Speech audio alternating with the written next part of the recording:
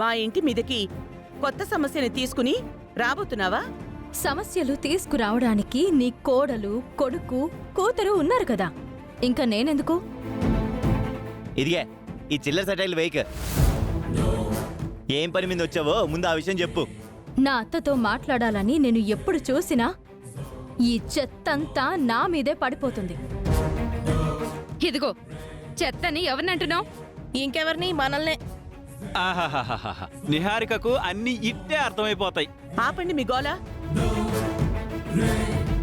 ముందు నువ్వెందుకొచ్చావో అది చెప్పు. ఆస్తి పేపర్ల విషయంలో మనసు మార్చుకుని వచ్చావా? ఆ పేపర్లు మాకు అప్పగించాలని వచ్చావా? చెప్పు, ఎందుకొచ్చావు? అయ్యో అత్తా, మీకెప్పుడు ఆస్తులు గోలేనా? ఇంకేం ఉండవా?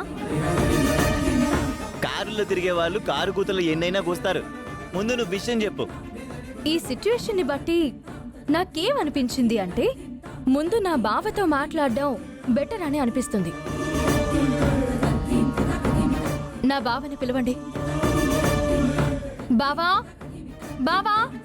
ఏ విషయమైనా ముందు నాతో చెప్పు. నేరుగా వాడితో నీకేం పని?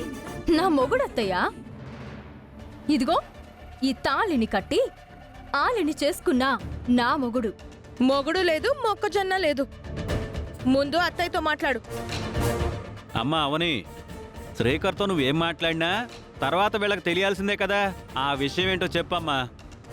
అభిమానులు, ప్రేక్షకుల కోరిక మేరకు చెప్పక తప్పడం లేదు.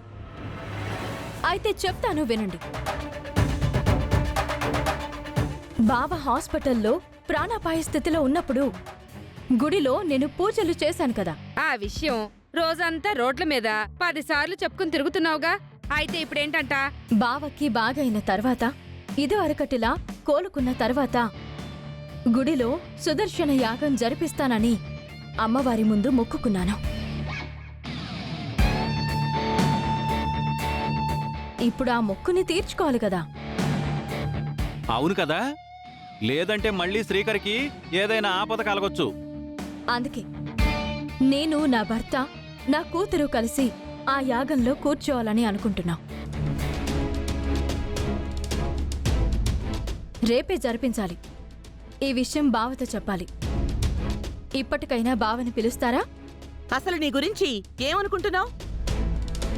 నా కొడుకుని యమధర్మరాజు యమలోకానికి తీసుకువెళ్ళిపోయిన తర్వాత నువ్వు యమలోకం వెళ్ళి తిరిగి తీసుకొచ్చినట్టు తెగ మాట్లాడుతున్నావు. అబ్బాబాబాబాబా, బాలే స్కెచ్లేస్తోంది. ఒకసారి పూజ అంటావు, ఒకసారి వ్రతం అంటావు, ఒకసారి యాగం అంటావు, ఒకసారి ఫంక్షన్ అంటావు. భలే భలే స్కెచ్లుంటాయి నీ దగ్గర. ఏదో ఒకటి చేసి ఈ కుటుంబంలో కలిసిపోవాలని అనుకుంటుంది. ఈ మధ్య శ్రీకర్ గాడు కాస్త దీనివైపు తిరిగేసరికి ఈ అమ్మగారు మరీ రెచ్చిపోతుంది.